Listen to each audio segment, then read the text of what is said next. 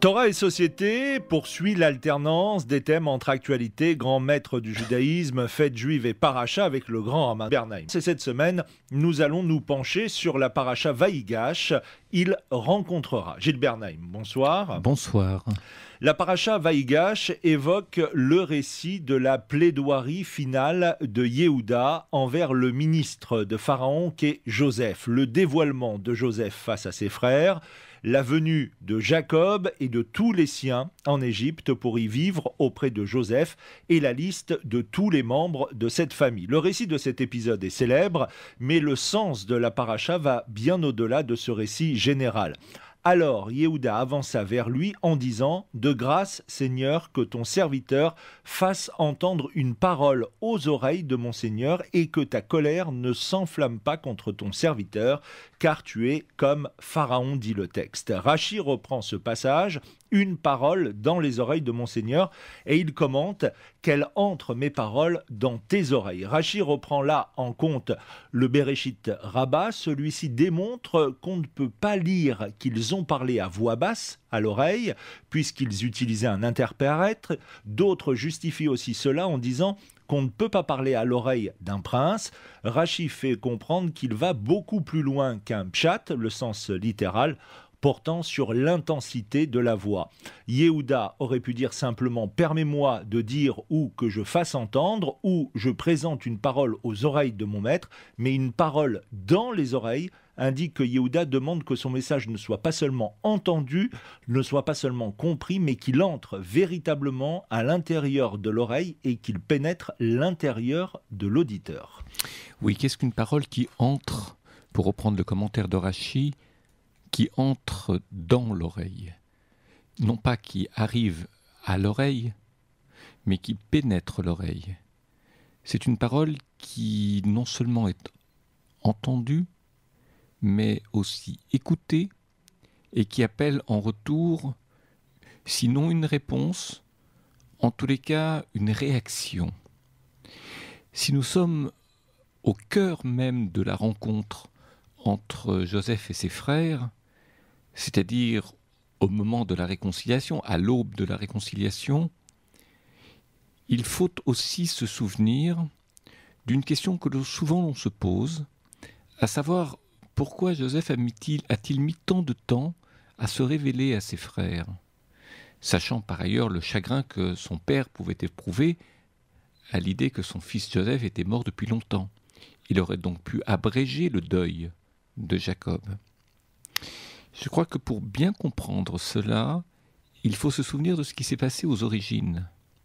Joseph se pensait supérieur aux autres, son père l'avait mis à l'épreuve et lui avait demandé de prendre des nouvelles de ses frères, c'est-à-dire de répondre à leurs besoins.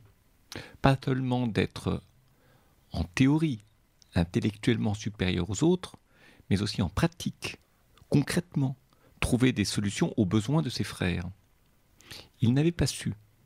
Maintenant, il a su les faire descendre en Égypte, parce qu'il a sauvé l'Égypte de la famine, et lorsque la terre d'Israël subit elle aussi de la famine, alors certains de ses habitants, c'est-à-dire sa propre famille, va descendre en Égypte pour fuir la famine d'Israël et bénéficier des bienfaits de l'Égypte, et je dirais accessoirement, indirectement, des bienfaits que Joseph a suscités sur l'Égypte. Nous sommes à l'instant même où Joseph sait que ce qu'il avait prophétisé, ce qu'il avait vu dans les rêves, est en train de se réaliser. Encore faut-il que Juda en ait conscience.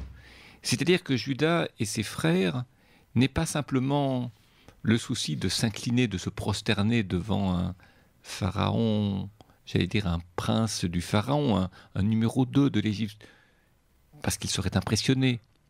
Et sous le coup de l'impression, ils sont prêts à tout, y compris à se prosterner. Ce n'est pas que cela. Il faut aussi que Juda comprenne que la prophétie de Joseph, l'interprétation des rêves, s'est finalement avérée juste, c'est-à-dire qu'elle s'est réalisée. Et lorsque Juda parle dans l'oreille de ses frères, c'est qu'il a l'intuition, Juda, que quelque chose de très fort est en train d'arriver, donc il interpelle cet homme, mais il attend en retour pas simplement un signe de suprématie ou de supériorité, de puissance, mais une parole qui, vous savez, c'est comme les gens qui ont une intuition sourde. Ils ont une sorte de pressentiment en rencontrant quelqu'un que de cette rencontre peut naître quelque chose de très très fort. En tout cas, de très important pour leur mémoire. Mais ils ne savent pas quoi, et parfois ils ne savent pas qui ils ont en face d'eux. Et cette parole jusque dans l'oreille, c'est une manière de capter l'attention de l'homme qui s'avérera être Joseph pour l'inviter à s'exprimer, l'inciter à répondre et probablement lever cette sourde intuition qui, dans l'esprit de Judas, l'a rendu perplexe devant cet homme comme s'il attendait quelque chose sans savoir ce qu'il attendait. Et maintenant nous comprenons ce qu'il attendait, c'est-à-dire le lien entre le début et la fin de l'histoire. Alors, vous parliez à l'instant de Judas, il se situe d'emblée dans la rencontre vaïgash et dans l'égalité. En effet, le verbe vaïgash ne veut pas dire seulement il s'avança, mais il rencontra. Yehuda se plaçait en cette position, cela est confirmé par l'évolution de la relation. Les versets suivants sont ponctués continuellement par l'expression vers toi, vers moi. Nous découvrons par là que les deux partenaires ne se contentent pas de bien écouter ni de bien comprendre le contenu du message, mais ils font de la communication d'un message l'occasion de s'inviter l'un l'autre à se rencontrer davantage. Oui, ils s'invitent l'un l'autre à se rencontrer davantage, c'est-à-dire qu'ils s'invitent à permettre à leur histoire respective de se rencontrer, ce qui est tout à fait autre chose. Vous rencontrez quelqu'un dans la vie, on pourrait dire un homme rencontre une femme. La rencontre, c'est peut-être la rencontre de deux présents. Et à l'instant présent, chacun recherche quelque chose et il trouve en l'autre ce dont il avait besoin. Ça, c'est une définition de la rencontre. Mais ce n'est pas la définition de la rencontre telle qu'elle est définie dans ce texte entre Judas et Joseph. Ici, c'est la rencontre de deux histoires, c'est-à-dire chacun vient, employons un langage qui nous est familier, un langage de notre temps, chacun vient avec ses valises. C'est-à-dire qu'il vient porteur d'une mémoire chargée, avec ses soucis, avec ses interrogations, avec ses chagrins, avec ses espérances, tout cela. Et lorsque Judas rencontre Joseph, et Joseph rencontre Judas, c'est la rencontre de deux histoires, et nous le savons que ces histoires sont anciennes. Autrement dit, qu'entre Joseph et ses frères, il s'est passé beaucoup de temps depuis la polémique du début, lorsque les frères ont voulu tuer Joseph, lorsque Joseph n'avait pas compris ce que son père attendait de lui auprès de ses frères, et lorsqu'on vient avec une histoire très chargée, chez quelqu'un qui a lui aussi une histoire très chargée, et que ces deux histoires ont à voir ensemble, sans que chacun ne sache très bien comment il peut répondre à l'attente de l'autre, alors je crois qu'il y a quelque chose de, je dirais, d'unique qui est en train de se jouer, et parfois d'électrique. C'est-à-dire la rencontre peut déboucher sur quelque chose d'extraordinaire, comme on peut passer complètement à côté, c'est-à-dire que la rencontre peut s'épuiser très vite, parce que chacun avait omis de, je dirais, d'assumer sa propre histoire, il s'était contenté de favoriser la rencontre de deux instants, et ça ne dure pas très longtemps. Autre sujet d'importance dans cette paracha, il nous est donné par Rabbi Nathan. Joseph dit à ses frères, « Vous raconterez à mon père tout mon honneur. » Il a précisément dit « mon honneur » car il voulait que son père, Jacob, sache qu'il avait réussi à élever l'honneur de la sainteté en Égypte et par conséquent il rajouta « Dépêchez-vous et descendez mon père ici pour lui faire savoir qu'il ne doit plus craindre que l'impureté de l'Égypte ait une influence sur sa famille car il avait extirpé le kavod de son exil et donc le peuple d'Israël réussirait à se maintenir en tant que juif même en exil jusqu'à ce qu'il réussisse à en sortir et à élever le kavod de la sainteté, car l'essence de l'exil réside dans le fait que l'honneur de la sainteté soit tombé chez les nations. Le kavod, c'est plus que de l'honneur, c'est de l'existence, de la présence, dit Rabbi Nathan. Oui, l'honneur, lorsque Joseph prononce ce mot kavod, afin que ses frères en témoignent, le répercutent auprès de leur père, Jacob, c'est d'abord l'honneur d'être resté intègre, d'être resté tzaddik, d'être resté hébreu en Égypte. Autrement dit, il a réussi, mais il ne s'est pas dévoyé. il ne s'est pas compromis. C'est ce que l'on appelle faire des concessions sans la moindre compromission. Il a fait des concessions. Il apparaît comme un Égyptien aux yeux de ses frères. Son apparence n'est plus celle d'un Hébreu. Mais, sur le fond, il ne s'est nullement compromis. Ça, c'est le kavod. C'est l'honneur familial, l'honneur des valeurs familiales, l'honneur du monothéisme, l'honneur des valeurs monothéistes. Il y a une autre lecture qui peut être faite, qui est celle du Ramban, à savoir que l'honneur ici, c'est l'honneur de son père. Ce n'est pas seulement son propre honneur, de ne pas s'être déshonoré en Égypte pour parvenir au sommet. Non, c'est l'honneur de son père, c'est-à-dire qu'il s'est montré fidèle à la parole de son père, pas simplement en termes de comportement, mais il a rempli la mission que son père lui avait demandé de remplir. C'est-à-dire c'est une sorte de clin d'œil vers Jacob, qui est plus loin, pour signaler que ce pourquoi son père l'avait envoyé au casse-pipe en lui demandant de prendre des nouvelles de ses frères, eh bien que cette mission était désormais accomplie et que Jacob devait le savoir, il devait le comprendre et que l'histoire se bouclait. Alors, vous l'avez évoqué brièvement, après une longue attente, après beaucoup de souffrances, Joseph voit enfin se réaliser les rêves qu'il avait faits dans la maison paternelle. Ses frères viennent se prosterner devant lui, certes, mais au-delà de ce geste de soumission qui s'adresse en réalité au monarque, Joseph se rend compte que son absence a recréé l'unité entre les frères, entre tous les frères, et qu'il n'y avait plus de place dorénavant pour une différenciation entre les enfants des servantes et les autres. Or, c'est bien là ce qu'il avait rêvé à l'époque. Cette fraternité, il en a été le témoin ému quand il a entendu avec quelle flamme Judas a plaidé devant lui la cause de Benjamin et s'est même proposé de prendre sa place, mais il a surtout senti le remords qui brûlait le cœur de ses frères, et c'est cet ensemble de faits qui l'a fait éclater en larmes, larmes d'émotion, mais aussi larmes de joie. Dorénavant, il en était certain, l'union régnait vraiment entre ses frères, si différents les uns des autres, mais tous liés intimement l'un à l'autre. Oui, cette idée de fraternité, elle est très difficile à atteindre, à se réaliser. Et sans doute est-ce aussi la raison pour laquelle Joseph a si longtemps attendu à se révéler à ses frères et donc à son père. Parce que lorsqu'il avait rêvé de cette fraternité autour de lui, ce n'était qu'un rêve. S'il s'était révélé plus tôt, il fallait qu'il attende en quelque sorte que Judas et ses frères, et Judas en particulier, également, puissent comprendre, non pas même comprendre, puissent et fait une part de chemin. C'est ce que je disais au début de mon propos. S'il s'était révélé trop tôt, c'eût été simplement la toute-puissance de Joseph écrasant ses frères. Et il n'y aurait pas eu de fraternité. Il y aurait peut-être une autre jalousie, ou alors une forme de soumission totale. Il faut que Judas ait parcouru un bout de chemin. Vous savez, c'est comme une réconciliation. Une réconciliation n'est possible qu'à partir du moment où chacun a conscience de l'effort qu'il doit faire pour que la réconciliation soit durable. On peut demander pardon pour se réconcilier très vite, mais en fait, c'est très superficiel.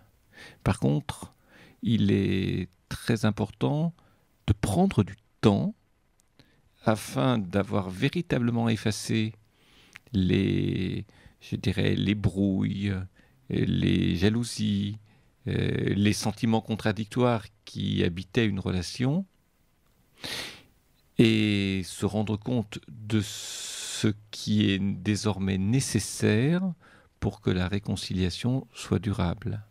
Sans doute est-ce aussi la part de travail que Judas a su faire en lui, en son fort intérieur vis-à-vis de Joseph, afin qu'au moment où il rencontrera Joseph, cette réconciliation ne relève pas de la toute-puissance de l'un et de la soumission de l'autre, mais mette deux frères dans un sentiment de fraternité et d'égalité, parce que n'oublions pas que la fraternité n'exclut pas Joseph, bien au contraire, il est au cœur de cette fraternité. Alors sur cette idée d'unité, Manitou, le Rav Léon Ashkenazi précise que pour que l'ensemble de l'identité d'Israël soit présente dans l'histoire, il faut qu'il y ait 13 tribus d'Israël. C'est rattaché au fait que la valeur numérique de Erad, 1, c'est 13. Dans la sidra précédente, dans la paracha précédente, lorsque les enfants de Jacob s'identifient devant Joseph pour la première fois, ils disent « Nous sommes 12 enfants du même père et un a disparu ». Si vous enlevez un des 13, il n'en reste que 12, le 1 a disparu. S'il en manque un, l'unité n'est plus là. Nous avons été habitués à faire valoir cette identité juive de diaspora. Après l'émancipation, cette identité a été définie comme une confession religieuse. Même lorsqu'on n'y participe pas, l'identité du juif religieux est vouée à la vocation du Lévi, ajoute Manitou. Oui, c'est difficile pour moi de rebondir derrière cet enseignement de Manitou parce il y a 3 enseignements en un, avec une grande richesse, une forme de complexité également.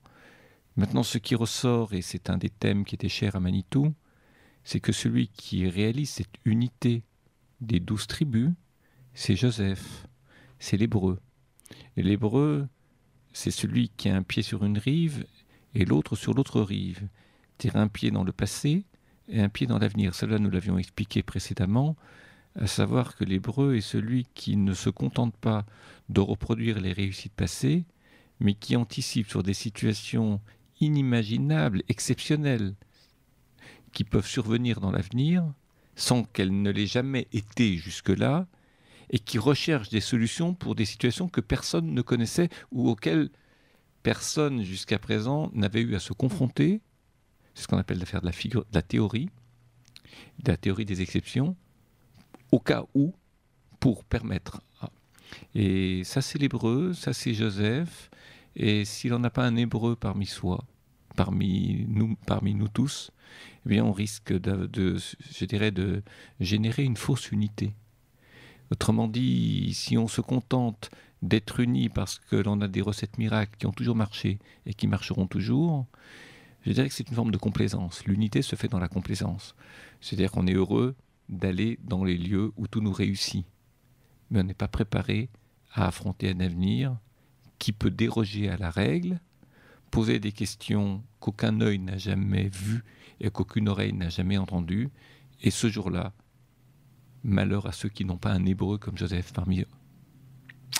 Restons avec Manitou et ce sera ma dernière question. La génération de notre temps a mis fin à l'histoire de la diaspora qui devenait de plus en plus l'histoire de Joseph en Égypte, soit se mettre au service de l'humanité extérieure, contemporaine, tentative qui mène à la perte de l'identité d'Israël. Cette génération de notre temps reproduit le schéma d'identité de Rachel, la matrice des engendrements dans l'exil qui disparaît au moment de la fin de l'exil mais qui engendre Benjamin qu'elle a conçu dans l'exil dans la plus grande douleur et c'est l'enfant de la plus grande force. Benoni a les deux sens qui conduit à la fin des temps de l'exil. Je crois, dit Manitou, qu'il s'agit très clairement de la génération des fondateurs de l'État d'Israël qui sont sortis de la plus grande catastrophe de la mort de Rachel, la Shoah, et qui ont fondé dans la plus grande force le pays d'Israël. Oui, mais c'est le propre des enseignements de Manitou que de définir des archétypes, c'est-à-dire de relire l'histoire d'un peuple à la lumière des grandes catégories bibliques. C'est une lecture qui lui est propre, qui parfois est d'une très grande richesse, parfois peut être plus difficile, je dirais, non seulement à comprendre, mais surtout à retransmettre ensuite. Il est évident que Joseph, l'hébreu, l'exil de l'Égypte, celui qui a permis à l'Égypte de réussir afin d'accueillir et d'être favorable aux Hébreux, c'est l'histoire de la diaspora jusqu'au siècle des Lumières. Benjamin, c'est la Shoah au sens que c'est une catastrophe qui se situe entre le messianisme de Joseph et le messianisme de David. David, c'est l'histoire d'un peuple qui est gouverné, qui essaie d'imprimer un projet à l'histoire, alors que Joseph en favorise les circonstances en rendant les nations complices d'Israël. C'est un air favorable, bénéfique à Israël. Mais dans l'entre-deux, il y a la guerre de Gog et Magog. Dans la lecture que Manitou en faisait, la Shoah serait une sorte de Gog et Magog, bien sûr, en tenant compte d'un paramètre sur lequel nous n'avons, quant à nous, aucune prise, en imaginant que l'histoire d'Israël actuelle serait véritablement la préhistoire du messianisme de David, Seul Dieu le sait et l'histoire nous le dira. Gilles Bernheim, je vous remercie. On se donne bien évidemment rendez-vous la semaine prochaine pour un nouveau numéro de Torah et Société. Très bonne soirée et dans quelques instants, vous retrouverez Greg.